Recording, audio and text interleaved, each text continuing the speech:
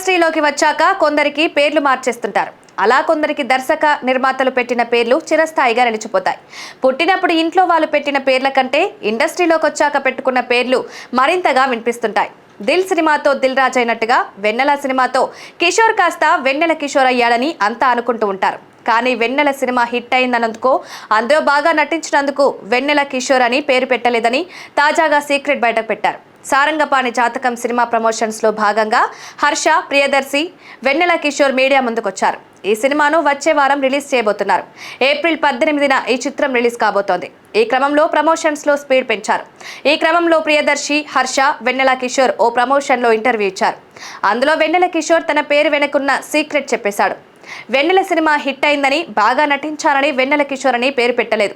ఓసారి ఓ manager confuse అయి car వేరే వాళ్ళకి పంపించారు. కిషోర్ అనగానే పేరు కామన్ ఉంటుంది, గుర్తుపట్టడానికి కాస్త వేరు పేరు పెడతారన్నాడు.